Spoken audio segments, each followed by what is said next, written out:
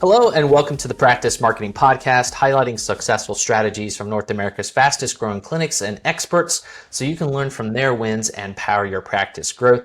Hi, I'm your host, Neil Trickett, CEO of Practice Promotions, and today we're going to be talking with Jon Dooley from Greendale Physical Therapy and how he turned local roots into lasting growth. He's the founder of Greendale Physical Therapy, a 7-location clinic in Massachusetts that lives by the tagline, "You don't have to be an Olympic athlete to be treated like one." And we'll dive into how Greendale has expanded through specialized services like neurological balance and vestibular centers, aquatic therapy, and built deep community roots and turned patient wins into powerful marketing. So from growing revenue to leading local events and tracking new patient metrics, Greendale PT is a great model for sustainable growth in the PT world. So Jon, welcome to the podcast. Yeah, well, thank you for having me, Neil. I really appreciate it. Awesome. So I love your tagline, where you don't have to be an Olympic athlete to be treated like one. So I'm curious, how has that played into your mission and your vision for Greendale PT?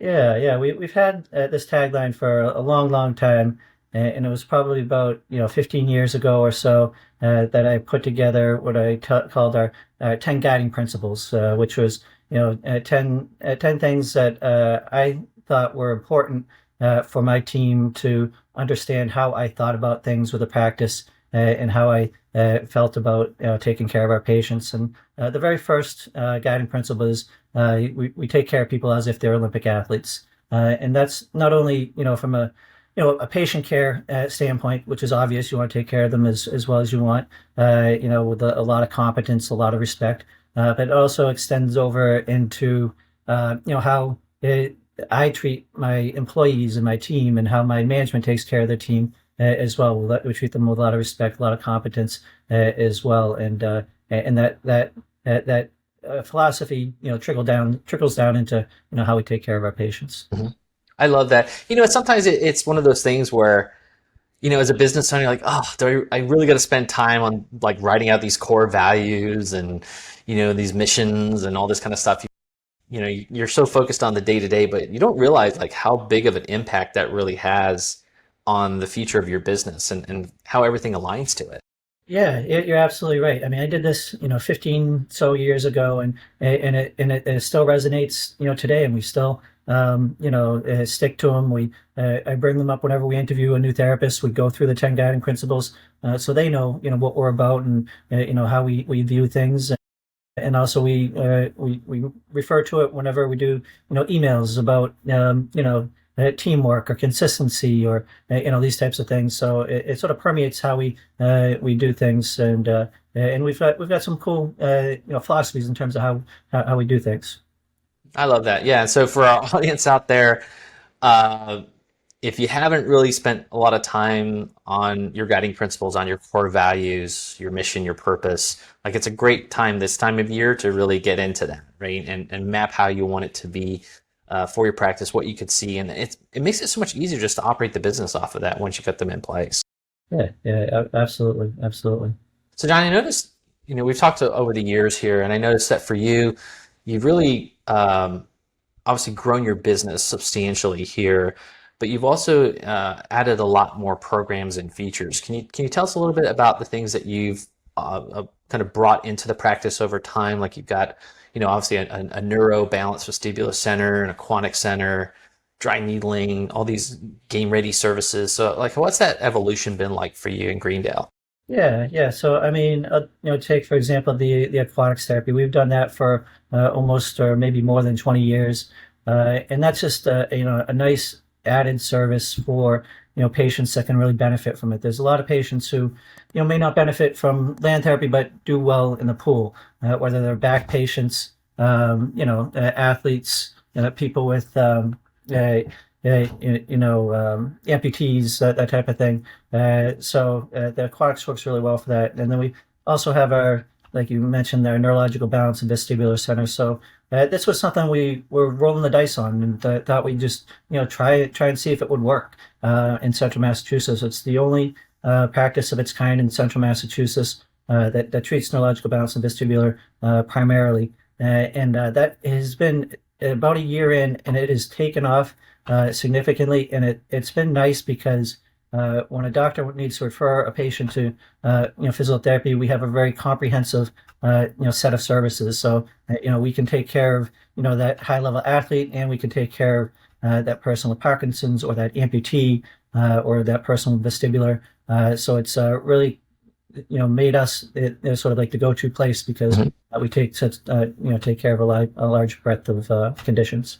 That's really fascinating. So have you did you put the programs like into a current facility, or did you actually like say, hey, this is one location, we're just going to have this complete neurological vestibular center around? Like, what was your thought pattern there? Yeah, so what we did is we had an orthopedic clinic that was about 3,000 square feet, and we outgrew that space. We needed more space. So we moved the orthopedic sports component to it across the street to this massive facility where sort of our bread and butter orthopedic sports goes. And then we sort of said, what are we going to do with this 3,000? We got a decent rent here, and we just don't want to abandon the space. So we had a lot of therapists that were interested in neurological balance and vestibular, and I just sort of said, hey, let's try and create a clinic focused around this. And it's been great, because it's been able to take care of that patient that has been really underserved. And also another component to it is there's a lot of therapists out there that want to do neuro that don't have that opportunity, and has helped us from a recruitment standpoint as well. It's been able to get a lot of therapists who are interested in that. That's fascinating. Yeah. So you said, okay, I see there's a need in the community here, and let's take a risk. And we've got the space that we can use. Let's build out a program within this space. And I think that's really smart. Yeah, so I don't know if it's smart or not, but it's worked. But If it's working, you're smart. and there's a little bit of a side, but it's higher Medicare population, so the per patient revenue is down a little bit, but it still works. And but it's cool, because it's really, I walk in there, and we've got a solo step, so we have a harness system. We've got all the vestibular stuff. We've got the goggles. We got all the toys and stuff like that that the therapists love using, and it just is really serving an underserved population, and it's fun. It's a fun thing to do. Yeah, I think there's a huge opportunity for that, because you don't see many neurological centers. There's practices where they'll have it as a component of what they do, right? There might be a program, and they might have one neurological therapist, but there's really, unless you go to like the hospital outpatient, they tend to have more of that. But as far as like outpatient, otherwise, there really isn't much of that. But I think what it shows is that there's a lot of untapped markets that PT can be in, and I think the neurological one is definitely one. We got a lot of aging population, the boomer generation, right? There's going to be much more need for those type of services.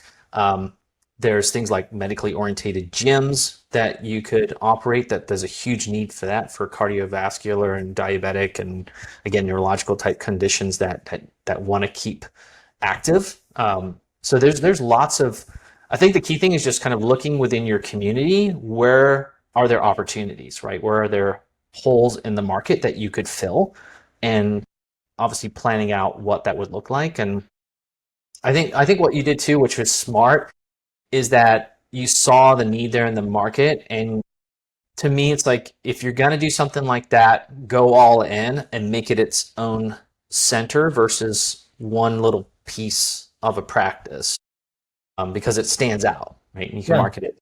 Yeah, we did. Like I said, we rolled the dice to see if it would work, and it's worked out very well. And like I said, like you mentioned, that this is, a lot of hospitals have this type of service. The closest service that's similar to us is about 30 miles away, and it's Spalding Rehabilitation, which is a big name rehabilitation hospital in Massachusetts. So yeah, we have a really unique thing, and I think by being unique, we've been able to get a lot of patients that come to us. Yeah, I love that, because there is a lot of different PT services out there, and sometimes in the public eye, and even physicians, right? Physician groups, it can all look the same. So you've got to be able to differentiate yourself in the market to stay competitive. And if you have programs like that are pretty unique, you can stand out in the market for sure. Yeah, absolutely. You're right. And so we're coming up on 2026 here, and there's a lot that we know there are challenges and adversities in the industry. I'm curious, your priorities going into this next year for Greendale PT? Is it going to be, adding more services, expanding the services that you have, growing the new patients, profitability? Kind of curious what's on your radar. Yeah, that's a great question. It changes, any goal changes from year to year. Our goal going into 2026 is we've been, very fortunate that, with a lot of the things that we've implemented, that we have a lot of patients that want to come see us. So it wasn't the problem when I first started, but we do have that situation now. So we're looking for more therapists to join us. Recruitment is a big thing for us, and the other thing is getting some more space for our therapists, so that they can practice to the best of their abilities and have a good location and space to do it. So for me, next year is recruitment of therapists and adding some good space for my therapist.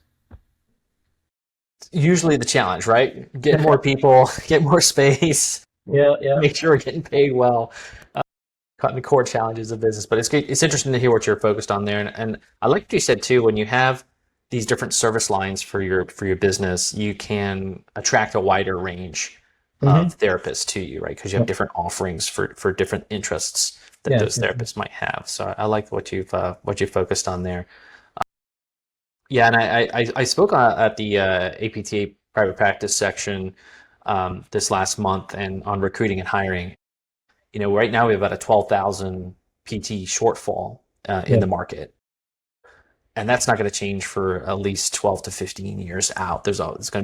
We need to produce more PTs is the bottom line for the demand that we have.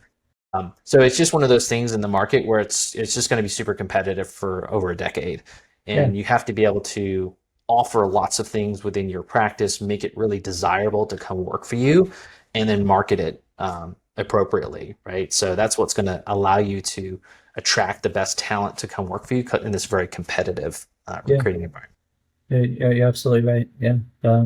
Have you found things on your end by your kind of sports performance programs or neurological programs? Is that something that is helping you to differentiate with recruiting? Yeah. So in terms of recruitment, yeah, I mean, that's one of the biggest, focuses we've had over the past few years.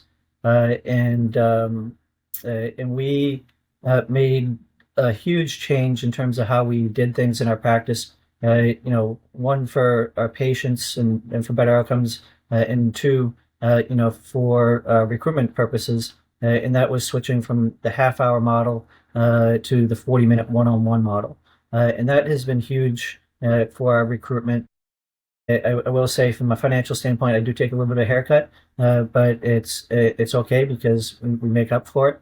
And when we did a survey of all our therapists that we hired over the past 18 months or so, one of the primary things that they said that they joined us was the specialties, the 40-minute treatments, and then of course up that was up there as well, as it maybe should be. But those were some of the things that they joined us because of. So yeah, it's great to hear. That's interesting too. Like obviously in the model, and that's part of business, right? Adapting to the market. Right now, the market is that it's a buyer's market for PTs out there, and so as owners, I think it's very hard these days to operate a business where you're expecting them to see 2-3 patients an hour, like that 30-minute model or double booking. And, it's becoming more and more challenging to keep the therapists. And I think what you were looking at there too is, yes, as a business, we might lose a little bit of the income level because we can't see as many patients in a day per therapist. But if you retain those therapists, it actually saves you a lot of money in the long run, because you're not having to constantly replace and hire and recruit for therapists to replace people that you're losing because they're unhappy or going to someplace that does offer. You're absolutely right. I mean, that you hit the nail on the head. Is you want to take care of your therapist so they stick around long term. I always look at it as hitting singles and doubles. You don't have to have home runs for every single one of your therapists. Just be consistent. Generate some income from each one.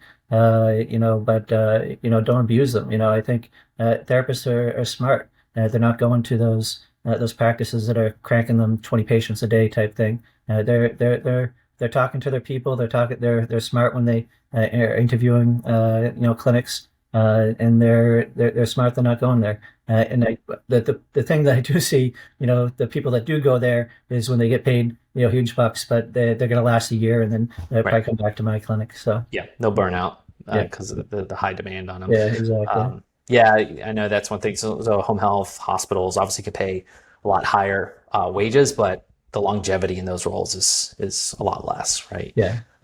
And what we're looking for too with a practice with a therapist is someone who is more purpose driven than they are money driven. So we want compensation is an important part of the conversation. Don't get me wrong, but we want people who want to be part of a team, that want to be part of a growing practice, not just hunting the money, right? Yeah. For that.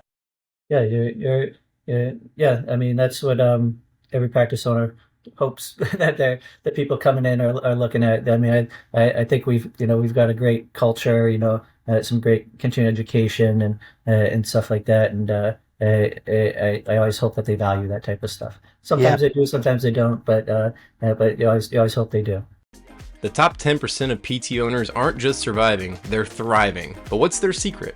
Well, Neil Trickett's new Market to Grow book reveals how the top 10% of PT practices leverage marketing systems to simultaneously grow their new patients, attract top talent, and boost profit in their practice. You can learn from their secrets. Visit practicepromotions.net/book to claim your free copy of Market to Grow. Yes, you heard that right. We are shipping a free copy of Market to Grow to all podcast listeners who want it. Just visit practicepromotions.net/book to claim your free book. And now back to the show. And in this competitive environment too, it's like if you can offer a lot of different options for them, that's attractive to a therapist coming in. Maybe they do have a passion towards vestibular, for example, like you can help move them in that direction. So if you have these different offerings, it makes you're much more attractive to therapists coming in. And I think where we're at now is we know it's going to be very competitive for therapists for many, many years to come here.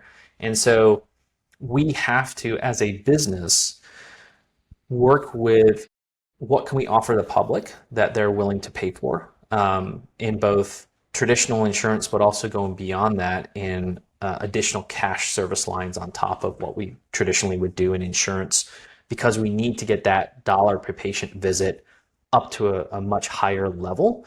And that's through upsells and different things that we may offer within our practices. But that allows us to be competitive in our pay for therapists and attract better talent and also be profitable at the same time, right? So I think that's a big thing I'm seeing here in the industry is the growth of hybrid clinics that are bringing in people willing to pay for additional services beyond just insurance. And I'm curious on your end, since you have added things are you starting to have a little bit more additional cash service lines in your practice? It's one of the things that I think we can explore. I mean, primarily we're insurance based, and that's where the majority of our patients are. But we do have some cash stuff like the dry needling, those services where there's an additional amount tagged on, and then with the Neuro Center, where the insurance may not cover or whatever. There's some people that are more apt to pay out of pocket for those types of services, and then. There's a lot of stuff like, for example, women's health. Now I know some people are starting practices and they're charging, big bucks, for a visit because, because they can, and there's such a demand for it. So there is a lot of, niches that you can generate some additional income. But that's something we definitely have to look into in the future. Yeah, excellent. And so you've done a lot of work here to build your practice, build your reputation in the community by, doing events and sponsoring different, runs and events. Can you tell us a little bit about how you got involved, kind of things that you do now within the community? Yeah, you get me excited, Neil. This is the stuff I like to talk. We are involved with anything and everything in the community as much as possible. We do the baseball team. We do the the 5K road races, the turkey trots, we do everything. But the coolest thing we do, I think, is we are the Worcester Triple Crown sponsor, which is a series of 5K road races in Worcester. Worcester is the second largest city in New England, and we are the primary sponsor of these three road races. It's the Jingle 5K, the Celtic 5K, and the Cinco 5K. And not only is it cool because it's a Worcester based, and we like to be like the biggest and best in Worcester. I think we are, but it's Worcester centric stuff. But it's also nice because we can have our team participate in it. So we have a lot of people that'll run the 5K. We get free entries, by the way. We get have people run the thing at the races, and then also we have a wellness coordinator who coordinates a walk for it. So we have people that run it, walk it, and we have a huge group that does these things, and so it's cool that we sponsor it. We make it an outing. It's nice because you get the clinics that know each other, and then people from different clinics if you know each other, and it's just a nice social team building type situation as well. I love that. So you take it beyond just, hey, let me pay for sponsoring, put my name on a 5K banner, right? You kind of go way further than that and making it something that can build your team, something that can build your presence in the community. That's really fascinating. Yeah, and it's fun, it really is. And then they announce, Greendale Physical Therapy, and they also make sure they say my name as well. Jon Dooley, thank you for seeing Physical Therapy. They give us shout outs and stuff like that. So they've got thousands of runners for these races. So it's a nice little community marketing type thing. It's do we generate a ton of patients from it? Probably not, but it's fun and it's good for the team. Yeah, and sometimes it's hard to monetize those or put a what was my ROI on these things. It's hard to put a number on that, but you don't know who saw your name from that, and then they saw their doctor, and then they chose to come to you, right, because they remembered your name. It's a branding thing for sure. Yeah, it's definitely a branding thing there. Goodwill in the community. I would say too, what's really interesting I've seen is that if you are involved in the community and you are building sponsorships, typically those sponsorships, they will put you on their website, right? And they might link your website to on their website back to yours. And that can help actually with your SEO. That can help you with ranking in Google if Google sees you on these other sites, especially like nonprofits and things like that, or soccer programs or whatever you might be sponsoring there in a community. So it's always a good thing to make sure you're on your Chamber of Commerce, that you can be on local sports teams, whatever you can sponsor there that actually gives you a backlink to your website can help you on your rankings in Google too, as well as a goodwill, obviously, being out there in a community. Yeah, you're absolutely right. That's definitely a benefit as well, for sure. And so you've also done something around a lecture series for local health professionals. Can you tell us a little bit about that? Yeah, absolutely. So we've done a lecture series. There's the lecture series. There's no real ulterior motive to the lecture series. It was just something that we wanted to do to, provide some good content for our Greendale community, the medical community, and also our therapists and our team as well. And it's really grown into, we've done a bunch of these lectures, and it's neat because, like, take for example, one of the guys. Doctors that did a lecture. He was just starting a direct primary care practice in Worcester, and he's a sports med and also a primary care, and he's just getting going. And he did a beautiful talk on non-surgical options for osteoarthritis, and it was nice because we were able to market the heck out of him through our email, our Facebook. We did faxes. And it's no skin off my back to do these things, and it's nice to get Greendale's name out there. But we're promoting the heck out of this guy who's starting a new practice, and who knows what the return is for him. But he gets his name out there, and then when he gets busy, who's he going to refer his patients to? But that's not really the motive. The motive is just to get him promoted. And I know for myself, when I started 20 plus years ago, I wish I had somebody out there helping to promote me, and here, I've got these young doctors that are looking to start their practices, and I'm able to help promote them. Like the other one was a minimally invasive spine surgeon who's new to town, and we promoted him as well. So, just stuff like that. We did another doctor who who refers to us quite a bit, but he's starting up prolotherapy services. So we were able to do a lecture on prolotherapy and promote him for that as well. So yeah, it's one, to get great content to my Greendale community and to my therapists, and two, I guess, helps promote people who are working with us. That's awesome. So primarily with the lecture series, you invite physicians or newer physicians in the community to give a lecture or webinar or something like that to your audience. Yeah, so it's everybody. We've had newer medical doctors, it's the medical doctors who've been around for a while. We have a new occupational therapy program, which is new to us this year. He did a nice talk. We had we had a local sneaker store give a talk on sneakers and the right sneakers. We had a gentleman who treats doctor who treats Parkinson's. We had a podiatrist. And also we had a therapist do stuff on concussions as well. So excellent. So it is PTs, OTs, MDs, whoever wants to do it. We'll take anybody. So love it. And so are these in-person lectures or are these online lectures? What do you typically do there? So we do them in person, and Okay. like I said, we market the heck out of it, and we usually get a good crowd for these lectures. So we get a good number of people for these, and then we videotape it and we throw it up on our website. So if you go to our website and go to lecture series, there's a series of lectures. Sort of like your podcast, I'm sure. You probably got to listen to your podcast.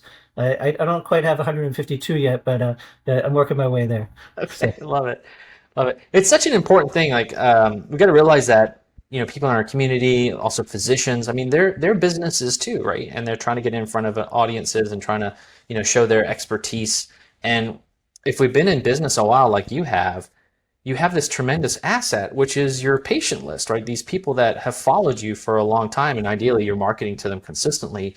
But what can you give them of value? And often having an expert speaker on a particular topic is something that they would like to hear. And hey, if you can build a relationship out of that too, whether it's with a local running store, whether it's with a different physician out there, you're not just asking for referrals all the time, you're actually giving back. And that stimulates that reciprocal relationship with doctors. So I love that. Yeah, you're absolutely. For me, like I said, it's not an ulterior motive to get patients, but just a mindset of, what I wanted when I first started my practice, and I would love to have that opportunity, and just giving these new docs that opportunity is great. Yeah, love that. Love that great networking mindset, right? And helping people.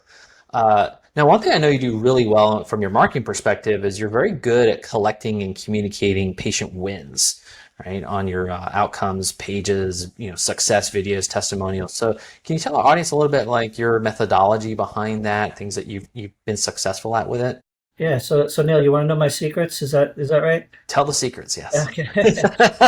Okay. So here's the secret. The number one secret to getting hundreds of reviews like we do is we coach our therapists, and even the front desk is when a patient says to them, "Hey, I'm doing better," or "Hey, physical therapy has really helped me."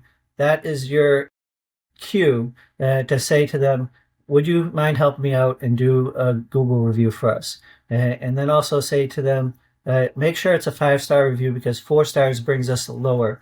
And then also, can you put my name in there so my boss sees my name in there, so I can, maybe get a raise or something. So, so that's the number one way that we've done it. The other strategy we've used is we've done contests between clinics. We have fun Facebook like contests, and different type of contests between the clinics, and we do like a month-long Google review contest, and the smaller clinics will need less reviews, the bigger clinics need more reviews, so there's some parity there, so it's equal. And yeah, we just pit each clinic against each other, and they get whatever, a $50 Staples gift card or whatever they win, but they work their butts off to get it. And believe it or not, we have a clinic, our smallest clinic, our Fitchburg clinic, is just hell bent on beating all the bigger clinics. And they win all the Facebook contests, they win all the Google review contests. So yeah, so those are the two strategies: I the love that. contest, that cue to ask for ask for the review. Yeah, a couple great things to unpack there. I mean, one is that you have to coach your team, right? Like the most powerful reviews you'll ever get is from within the clinic. And if you're just reliant on automated systems to ask for reviews, you're missing out on some great opportunities. And just like you said, Jon, we don't want to ask for that review at discharge or at the end, right? We want to ask for it when the patient has a transformation, when they're feeling really good. And that might be at visit 3. They might have had a big win, right? They might have major pain breakthrough or whatever they had, right? Like that's the time we want to ask for it. And then, you hit the nail on the head there. It's like you got to get your therapist involved in this as a process, right? And at your level with 7 locations, you've got like an army of therapists. And so how do we make sure that everybody's asking for this and helping understand the purpose behind it? I love what you said there about making the way that you coach, like, hey, put my name in there, because typically with our patients, we get this really good personal relationship one-on-one with the therapist, and they like their therapist. They know the name of their therapist and everything, and they want to see them do well. And so I think it makes it instead of like, hey, would you give a review about our practice? It's more like, would you give a review about Yeah, me as a therapist? that's a great point. And, I love yeah, that. makes it a little bit more personal for sure. Yeah, yeah, Yeah. And I think too, like what you said too, is you have to gamify it, right? Therapists are busy. It's not always on their mind.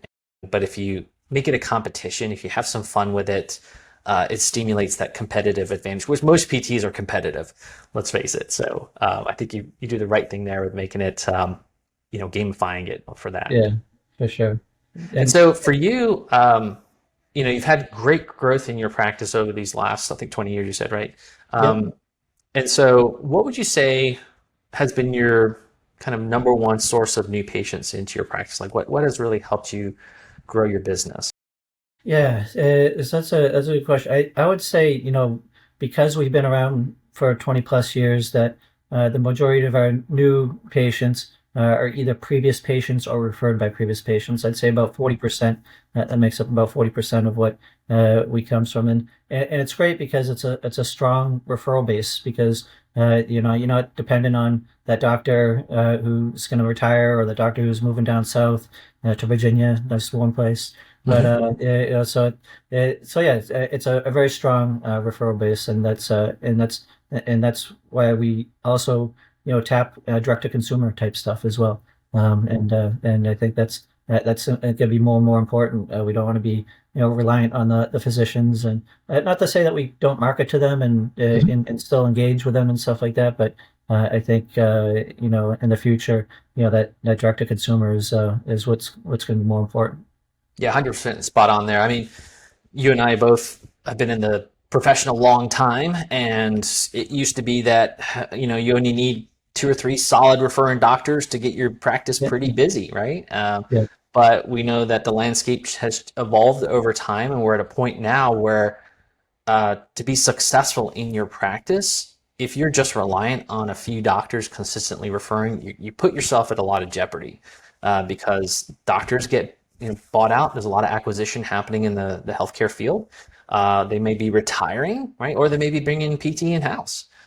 So things could always change, and it may seem like, hey, we're rock and rolling today with all these great referrals from doctors, but it only takes 1 or 2 key doctors stopping referring to challenge you in your practice if you don't have the other systems in place. And I like what you said too. It's something I've always promoted, which is I say that at least about 50% of your business should come from past patients coming back in, referrals from those patients, and the other part should also come from direct-to-consumer marketing. So how people are finding you through Google, online, social media, coming into you that way, so that by the end of the day, maybe 15% of your practice is from physician referrals, which is still important part, like you said, like make sure that you're networking with doctors. it gives you a lot, and you're a testament to that. You can see that from your growth, in that you've been able to have more organic growth from building your reputation, from those word of mouth referrals, from that direct to consumer marketing, and it gives you the opportunity to scale the business rather than being dependent on one or two referral sources. Yeah, you're absolutely right. You're absolutely right. Yeah. Yeah. And so, I see that you do obviously different things online. I'm curious, do you have like a marketing director in the clinic? Do you work with an outside marketing agency? What have you found to help you from obviously your website, your SEO, your Google Ads, social media, those kind of things? Yeah, we've engaged with a number of different marketing type agencies, and we've had varying types of success. We've done the Facebook ads, we've done the SEO, we've done postcards, that type of stuff. But with all that type of stuff, I think the biggest bang for our buck has always been putting money in and developing our website. That has been the biggest thing. That's where most people come in from. We have this is really cool. I'd say I'd have to do the numbers on it exactly, but probably about 20% of our new patients come in through our website. And we used to do a thing where they get it, and you get an email notification, and it goes to our new patient specialist, and they call the patient and whatnot. But we've got this new system that we've invested in. I'm not sure if it's considered a marketing system, but it's a platform. I don't know if I can shout out a company called Second Door that has created a dashboard that our patients go to. It's really cool because it's integrated with our prompt. It's still a nascent technology, so they're still developing a lot of stuff. So a few bugs in there and whatnot, but they're making it work, and it'll be good in the future. But it gives a lot of scalability to the website to get new patients in on the schedule because of that platform. It's much cleaner, much more organized, and like I said, anything we can do to invest in the website is key.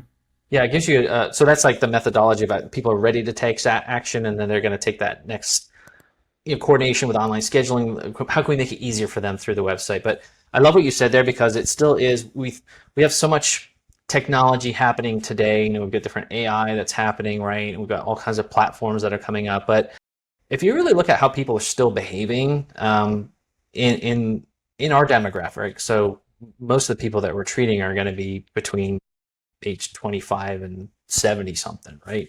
The majority of people in there are still very used to websites, email marketing, text marketing, those kind of things, right? Social media. So if your website is still very much the hub of people's decision making to choose you or not. And we have all these different areas that we're bringing them in from. Maybe they're coming in from email marketing, maybe they're coming from social media, maybe they're coming in from Google, but they're still going to come and look at your reviews. They're still going to look at what you have to offer, and that's through your website. And then we want to take them to that next step, which is to start connecting with us, right? Yeah, you're absolutely right. It's the hub. It's a foundation. And I know for myself, going forward, in my advertising, whether I do radio or print or whatever, I just want to drive people to that website, because to go to that platform, it's just so much cleaner to drive people to the website. Yeah, you're absolutely right. Yeah, love that. So Jon, thank you so much for being on the podcast, sharing your wins here. I'm curious, any final words of advice for practice owners out there to scale their businesses? Yeah, I don't know. The scale your businesses, I don't know. I think it go back to the guiding principles that we talked about initially. Taking care of people like Olympic athletes is just, taking care of your team. Like Olympic athletes with a lot of respect, a lot of competence. Not so much worrying about taking care of the patients, but worry about taking care of your team, because they're the ones that are to take care of the patients. So put your energy into taking care of them, and they'll market the hell out of you. I love that. Yeah, come back to the core, right? Come back to those fundamentals, have that in place, spend the time on that. Everything else will align to making those core principles work right for your practice. I love it. Yeah, absolutely. You hit the nail on the head, Neil. So did you, Jon. Thanks so much for being on the podcast with us and sharing your expertise. Congratulations on all your success there, Jon. And for our audience out there, thank you for following us here. I hope you got a lot out of today's podcast. Don't forget to like and follow us on the Practice Marketing Podcast, as well as our YouTube channel has all these videos, as well as other marketing tips. So don't forget to subscribe to us on YouTube. And then also at practicepromotions.net, we've got tons of downloads and free marketing tips for you on there. So don't forget to check that out. This is Neil Trickett from the Practice Marketing Podcast, wishing you much success in your practice. A free way for you to support our show is by leaving a 5-star rating and review on Apple Podcasts. It's a chance for you to tell us what you love about the show, and it helps others discover it as well. Just scroll down to ratings and review on your phone and click write a review. Thanks.